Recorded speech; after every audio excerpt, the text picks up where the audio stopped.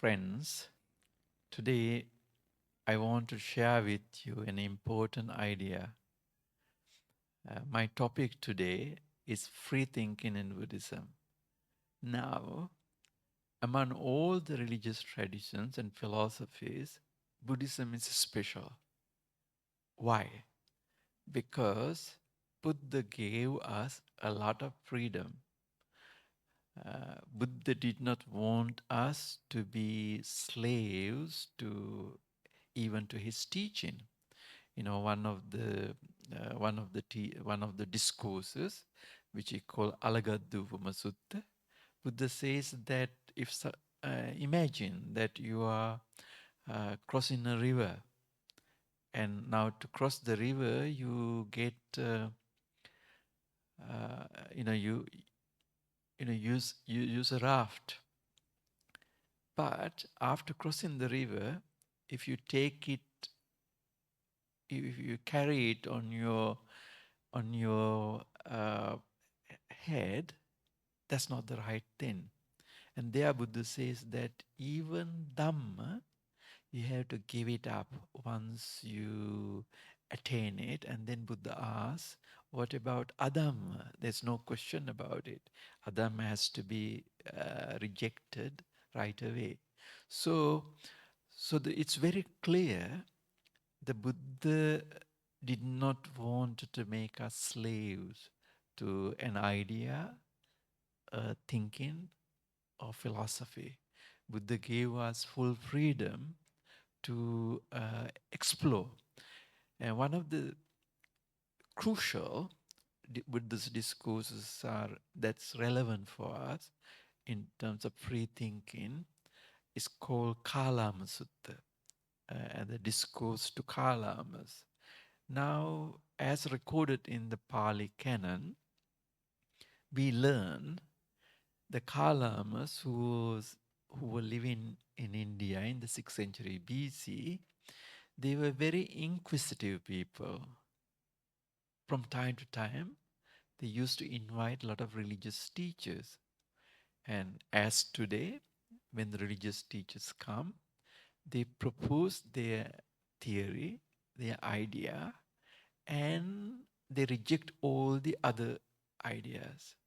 And then when the Buddha went there, they complained. You know, we are fed up, we are tired. All these religious teachers come to my place and they demand us that we commit to themselves but not others. So, in that context, Buddha says that advice to Kalamas, you know, one should not even take even one's teacher's words as a ground for thinking. So Buddha refuses because things are mentioned in the religious texts, because ideas coming from generation, because it is our heritage, and so on, or because it is found in a certain scripture. Now, these are all the ways, all the means that we build knowledge, because we always want to rely on authority, like a teacher, a religious leader, scripture, the tradition, and that's how we justify our view. Now, Buddha says that as an independent person, as inquisitive person, as a person who want to learn and explore, one has to be very independent mind. One has to one has to be open.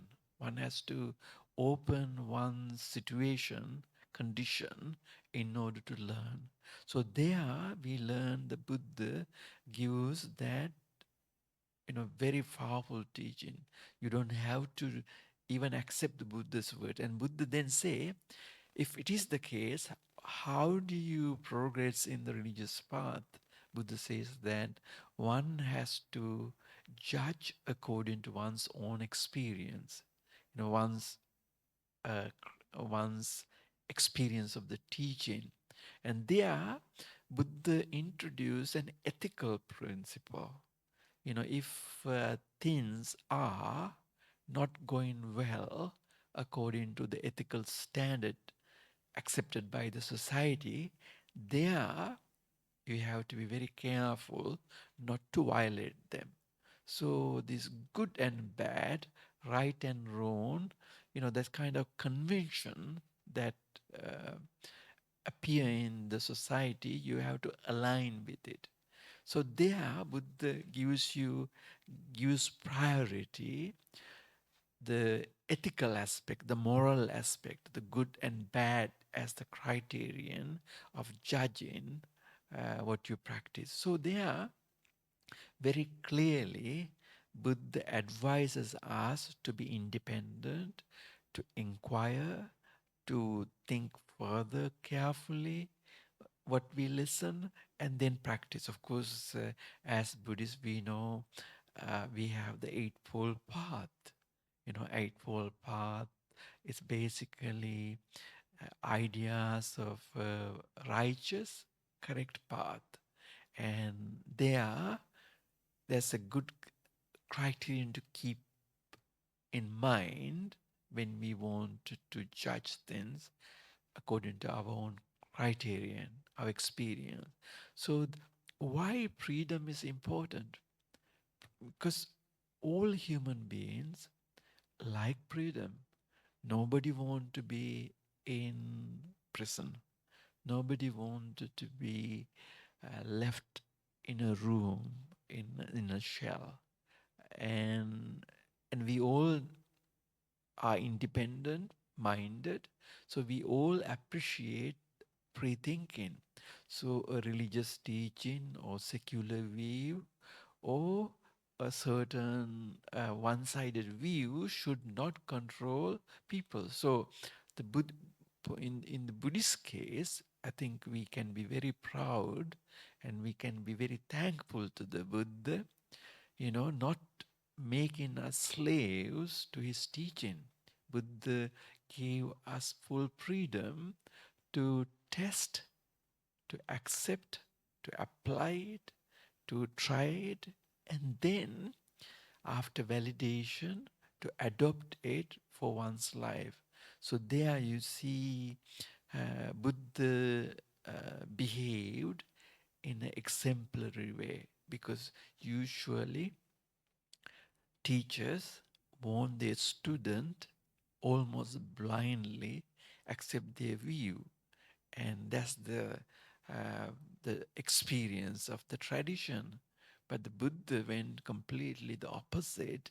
Buddha gave complete freedom to people to think it through, accept it, whatever is acceptable and amenable, as long as it doesn't violate the ethical standard. So here, briefly, I talked about pre-thinking in Buddhism, and I hope that you'll be able to exercise and enjoy the freedom that Buddha gave us to think freely. And may your life be successful, and may you have energy and determination to achieve whatever you plan to achieve. Have a happy and peaceful time. Thank you very much.